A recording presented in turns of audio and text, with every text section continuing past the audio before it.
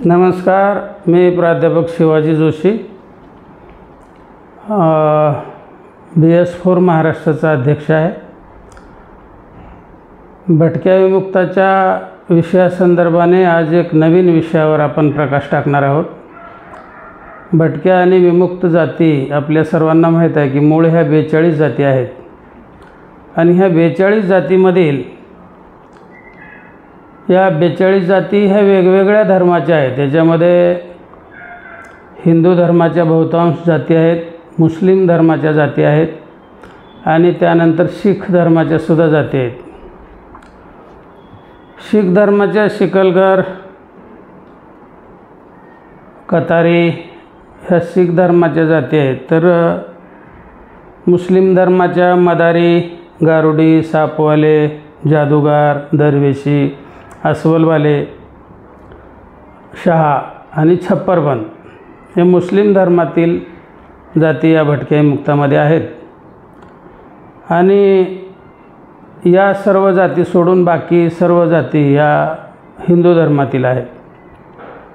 तर आज आपण यापैकीच ज्या 14 विमुक्त जाती आणि 28 भटक्या जाती आहेत त्यामध्ये 14वी जात जी विमुक्तातली आहे ती छप्परबंद। या छप्परबंद मुस्लिम समाजातली जी जमात आहे, तर याच्यावरती आपण थोडासा प्रकाश टाकणार आहोत। मी यापूर्वीच्या आपल्या क्लिपमध्ये 1871च्या गुन्हेगार जमाती कायद्याविषयी बोललो होतो। 1871चा गुन्हेगार जमाती कायदा, या कायद्याला अनुसरून ह्या 42 जातीची नोंद महाराष्ट्र शासनाकडे झालेली आहे। इंग्रजाच्या काळामध्ये इंग्रजाकडे त्याची नोंद होती आणि ह्या भटक्या विमुक्त जमाती म्हणजे ट्रायबल आहे, डिनोटिफाईड ट्राईब्स आणि नोमॅडिक ट्राईब्स असे हे सगळे भटके आणि ट्रायबल्स आहेत। पण अनुसूचित जमातीच्या यादीमध्ये दुर्दैवानं हे येऊ शकलं नाही, हे दुर्लक्षित झालं आणि मग ह्या अनुसूचित जमातीमध्ये येऊ न शकल्यामुळं आज जी परिस्थिती आहे ते भटक्या आणि विमुक्त जातीमध्ये कुणी म्हणलं आम्हाला ओबीसीतल्या जातीने की आम्हाला भटक्यात घाला, की मग त्यांना लगेच राजकीय सोय म्हणून त्यांना भटक्यामध्ये घालण्याचा जोरात कार्यक्रम सुरू झालेला आहे आणि अनेक जाती ह्या भटक्यामध्ये आलेल्या आहेत आणि भटक्याचं रिझर्वेशन संपवून टाकलेलं आहे त्याने, कारण त्या प्रगत जाती आहेत, ओबीसीमधल्या जाती आहेत, त्यांची बरोबरी हा भटका करू शकत नाही। छत्रपती शाहू महाराजांच्या रिझर्वेशनच्या संकल्पनेप्रमाणे हा अशक्त घोडा आहे भटके विमुक्त म्हणजे, आणि इतर ओबीसीतल्या जाती हे सशक्त घोडे आहेत। तर हे सशक्त घोड्याला आणि अशक्त घोड्याला जर एकत्र चारा टाकल्यावर काय होतं आहे हे पटवर्धनांना शाहू महाराजांनी दाखवलेलंच होतं। त्याच्यामुळं त्याचे परिणाम व्हायचे ते होऊच लागलेले आहेत, कारण जे भटक्या विमुक्ताला आपण म्हणतो किंवा 3% विमुक्ताला रिझर्वेशन दिलेलं आहे आणि भटक्याला 2.5% रिझर्वेशन दिलेलं आहे, हे जरी रिझर्वेशन दिलेलं असलं तरी ते राजकीय पुढाऱ्यांनी किंवा सरकारांनी ते परिवर्तनीय केलेलं आहे। त्याच्यामुळं जो संस्थाचालक आहे किंवा ज्याला नोकरी द्यायची आहे तो मूळ भटक्या आणि विमुक्ताला डावलून नंतरच्या ज्या जाती याच्यामध्ये घेतले त्याला देऊ शकतो, तो त्याच्या मर्जीचा विषय झालेला आहे तो। त्याच्यामुळं आमचं जे रिझर्वेशन आहे ते मर्जीप्रमाणे चालू आहे सध्या। त्याच्यामुळं मागच्या 10 वर्षापासून या भटक्या विमुक्त जाती जमातीला कुठल्याही रिझर्वेशनचा फायदा होत नाही आणि मी प्रॅक्टिकली हे दाखवून देऊ शकतो। तर आजचा विषय आपला असा होता की 1871च्या क्रिमिनल ट्राईब्स ॲक्टमध्ये तो जो ॲक्ट काढला होता तो त्याला पाशी ॲक्टसुद्धा म्हणतात। पाशी ॲक्ट एवढ्यासाठी म्हणतात की ती पाशी जे मागासवर्गीय जात होती, पाशी, पासवान वगैरे, तर ही एवढी भयानक जात होती, युद्धकुशल जात होती आणि कुठल्याही हत्यारानं अगदी म्हणजे धनुष्यबाण असेल, भाले असतील किंवा अजून तलवारे असतील, ह्यानं कुठल्याही तुटून पडण्याचं आणि युद्धकौशल्य खूप होतं ह्या जातीकडं। त्याच्यामुळे ही जात संपवण्यासाठी मुळात हा 1871चा क्रिमिनल ट्राईब्स ॲक्ट काढलेला होता आणि त्याचबरोबर ह्या क्रिमिनल ट्राईब्स काढण्यामागचा हेतू ही छप्परबंद जी जात आहे भटक्या विमुक्तातली, तर ही जात संपवणे हा एक इंग्रजासमोर विषय होता की ही जात संपवली पाहिजे आणि जसं पाशी जात संपवली पाहिजे तसं छप्परबंद पण संपवले पाहिजे, याच्यासाठी इंग्रजांनी 1871चा कायदा काढला होता. आता तुम्ही म्हणाल की हे छप्परबंद म्हणजे काय, म्हणजे एक विमुक्तातली जमात आहे आणि ह्याच्यासाठी इंग्रज म्हणजे एवढे उतावीळ का झाले की बाबा ही जात संपवायला. तर ते कारणही तसंच आहे. तर हे छप्परबंद हा मूळ समाज जो आहे तो पूर्वीच्या काळामध्ये स्लॅबची व्यवस्था नव्हती. म्हणजे बिल्डिंग बांधायचे उंच उंच 2-2 मजली वगैरे बिल्डिंग बांधत होते त्यावेळेला, पण स्ट्रक्चर जे होतं ते स्लॅबचं नव्हतं. म्हणजे आर्च स्ट्रक्चर होतं. म्हणजे विटाच्या अशा कमानी तयार करायच्या, दगडाच्या कमानी तयार करायच्या आणि त्याच्यावर इमारती दुसरा मजला बांधायचा. जसं आपण आता पुलं वगैरे बघतो, जुने पुलं जे आहेत त्या अशा कमानी दगडाच्या तयार केलेल्या असतात बघा, स्लॅब नसतो त्याच्यावर. तर अशा पद्धतीचं हे होतं आणि त्याला खूप खर्च यायचा आणि कुशलता जास्त लागायची, मटेरियल खूप क्वालिटीचं लागायचं. तर अशा वेळेला काय करायचं की चांगल्या बांधलेल्या घरावरती चांगलं सुंदर घर बांधायचं आणि त्याच्यानंतर त्याच्यावर छप्पर टाकायचं. आणि हे छप्पर जे होतं ते एवढं जाड असायचं, मोठं छप्पर, की ते गळायचं वगैरे तर अजिबात विषय नव्हता, पण पूर्ण बिल्डिंग थंड राहायची. आणि हे छप्पर टाकण्याचं जे कौशल्य होतं, हे छप्पर टाकण्याचं कौशल्य ह्या छप्परबंद समाजाकडे होतं. आणि म्हणून त्या छप्पर टाकणारा समाज म्हणून त्याला छप्परबंद असं मुळात नाव पडलेलं आहे. आणि हे छप्परच बांधायचे काम करायचे. मग वेगवेगळ्या काड्या असतील, वेगवेगळ्या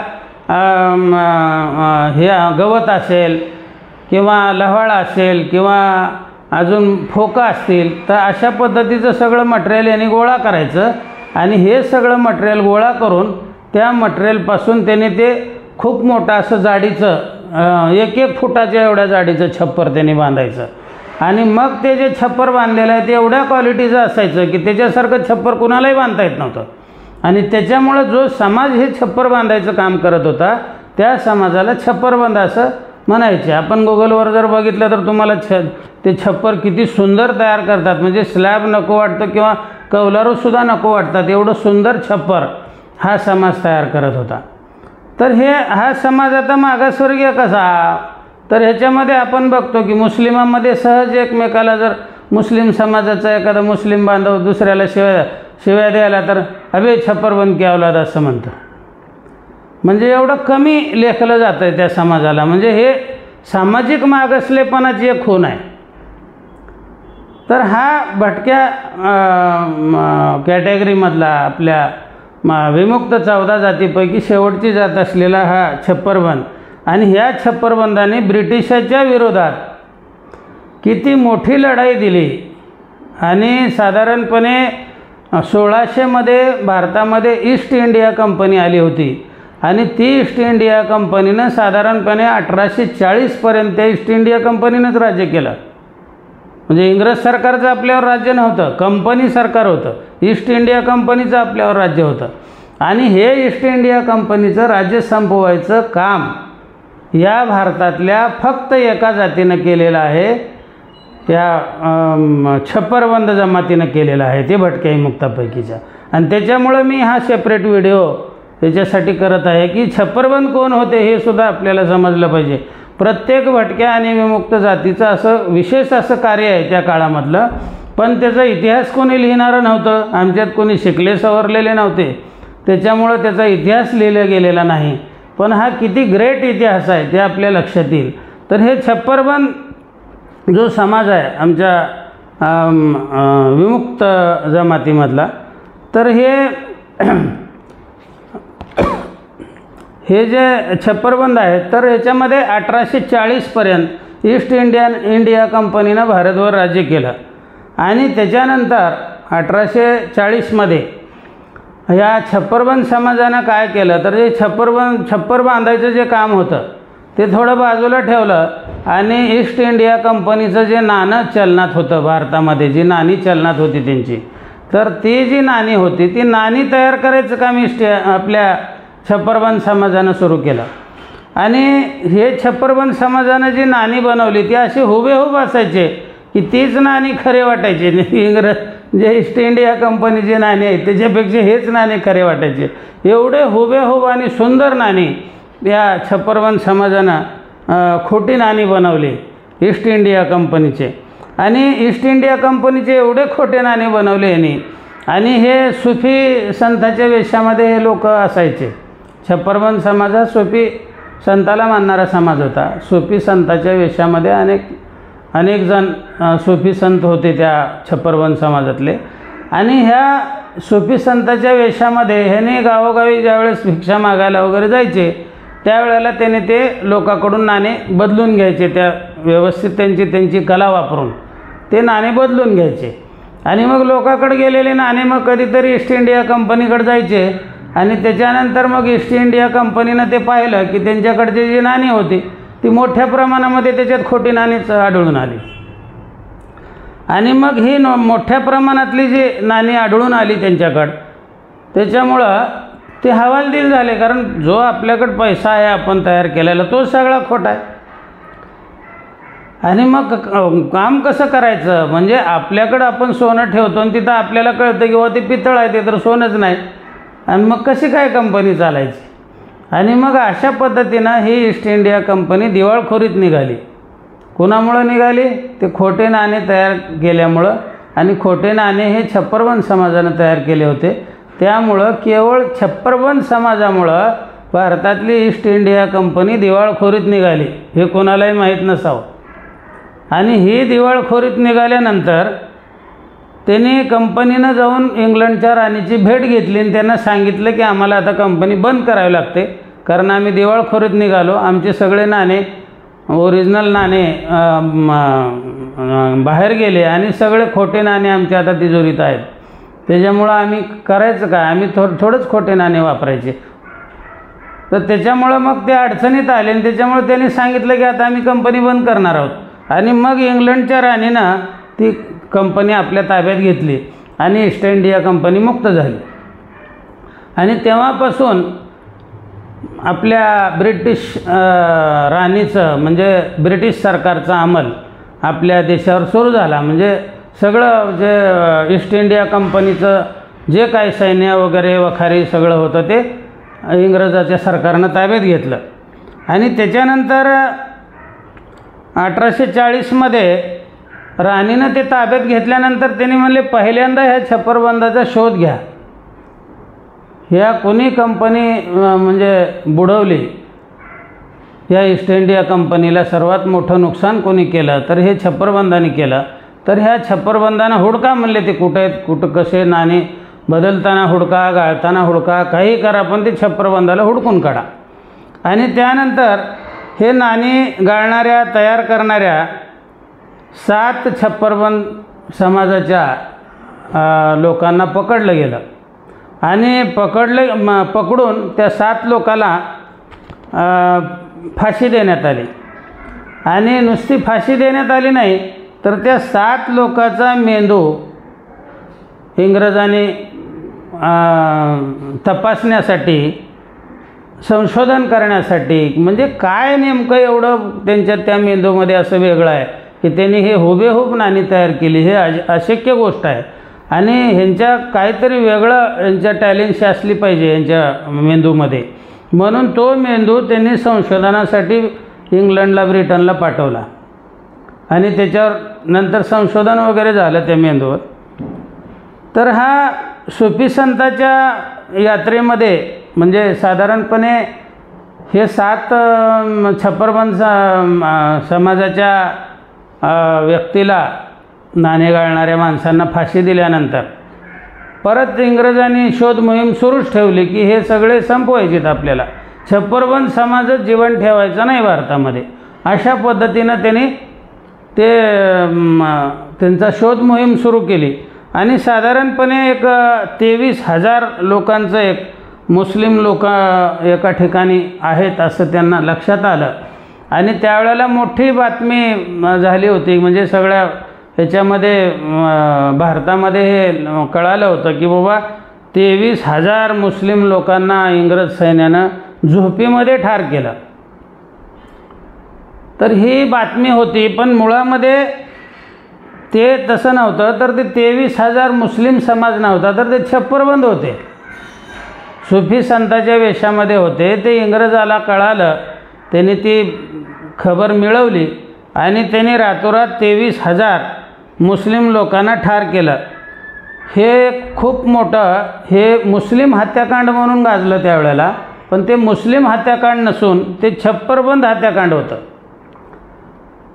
तर हे अशा पद्धतीचं इंग्रजांनी छप्परबंद हत्याकांड असे अनेक घडवून आणले आणि या छप्परबंद समाजाचा म्हणजे संपूर्ण बिमोड करायचा प्रयत्न केला। आणि मग इंग्रजांनी ह्या ज्या गुन्हेगार जमाती होत्या त्या गुन्हेगार जमातीच्या 1871च्या कायद्यामध्ये ह्या छप्परबंद समाजाचा समावेश केला आणि त्यांना असं सांगितलं की ह्यांना पकडून सेटलमेंट कॅम्पमध्ये ठेवू नका, तर ह्यांना दिसेल तिथं मारून टाका ह्या छप्परबंद समाजाला। आणि अशा पद्धतीनं म्हणून सेटलमेंट कॅम्पमध्ये सुद्धा जास्त छप्परबंद समाज दिसून येत नाही, फार कमी प्रमाणामध्ये। तर त्यांना मारलं गेलं, ते म्हणजे समाज संपवण्याचा प्रयत्न केला। आज खूप थोड्या प्रमाणामध्ये आमचे छप्परबंद बांधव या देशामध्ये असतील, पण ते खूप मोठा हत्याकांड छप्परबंद समाजाचा आमच्या इंग्रजांनी केलेला आहे। तर याच्यामध्ये ह्या छप्परबंद समाजामध्ये एवढी इमानदारी होती की साधारणपणे कुठलाही भारतातला राजा किंवा कुठलाही भारतातला संस्थानिक याची नाणी ह्या छप्परबंद समाजानं कधीही तयार केली नाहीत। असा कुठेही इतिहास नाही की ह्या संस्थानिकाचं किंवा ह्या राजाची नाणी तयार केली म्हणून ते राज्य बुडालं। तर तुमचं चलनच संपल्यावर राज्य बुडणारच ना, चलन संपल्यावर राज्य कशाला शिल्लक राहते। तर हे कुणाचंही केलेलं नाही। मुळामध्ये हे छप्परबंद समाजाचे काही लोक मुळात जे संस्थानिकन राजे होते की ज्यांनी त्यांची स्वतःची नाणी तयार करत होते, तर त्या नाणी तयार करण्याच्या त्यांचं जे कारखाने असतील किंवा त्यांचं जे काही काम असेल, तर ते काम हे छप्परबंद समाजाचे काही लोक करत होते। आणि मग इंग्रज आले आणि संस्थानिकन राजे खालसा करून टाकले, राज्य संपले, राजवट संपली, संस्थानिक संपले आणि ते नाणे तयार करणारी माणसं मोकळी झाली। आणि मग त्यांना पोटासाठी हे मग छप्पर बांध, अमकं हे कर ते कर आणि भिक्षा माग असा प्रकार करावा लागला। आणि त्याच्यामुळं मग त्यांनी असं ठरवलं की हे इंग्रज सरकारच आपल्याला, कंपनी सरकारच संपवून टाकू आपण। आणि मग त्यांनी त्याची नाणी केली आणि ते नाणी गाळून त्यांनी ते ईस्ट इंडिया कंपनीचं दिवाळखोरीमध्येच आणली, ईस्ट इंडिया कंपनी। तर हे दुसरं एक गोष्ट याच्यामध्ये अजून नमूद करण्यासारखी आहे की चोरी चपाटी किंवा लूटमार खून दरोडा अशी कुठलीही गोष्ट छप्परबंद समाजाच्या नावावर नाही किंवा अशी कुठेही नोंद नाही की बाबा यांनी दरोडा टाकला, खून केले किंवा चोऱ्या माऱ्या केल्या किंवा चोऱ्या केल्या, असं अजिबात नाही। त्याच्यामुळं हा कलाकार असलेला समाज, उत्कृष्ट असं छप्पर बांधणारा समाज, उत्कृष्ट अशी नाणी तयार करणारा समाज, हा याच्यामुळंच ह्या विमुक्ताच्या यादीमध्ये 14 नंबरला आहे। भटक्या आणि विमुक्ताचं एक वेगळं वैशिष्ट्य आहे। नुसतं भटकणं हे वैशिष्ट्य नाही, तर याच्यामध्ये अनेक वैशिष्ट्ये आहेत आणि ते अनेक वैशिष्ट्ये इतर ओबीसी समाजामध्ये, ओपन समाजामध्ये किंवा एससीच्या समाजामध्ये, एसटीच्या समाजामध्ये असू शकत नाही। म्हणजे हा एक विशिष्ट गट आहे भटक्या आणि विमुक्त 42 जातीचा। याच्यामध्ये ओबीसी जाती तुम्ही कुठल्याही जर समावेश केला तर त्याच्यामध्ये त्या पात्रता किंवा ते निकष येऊ शकत नाहीत जे भटक्या विमुक्तामध्ये आहेत।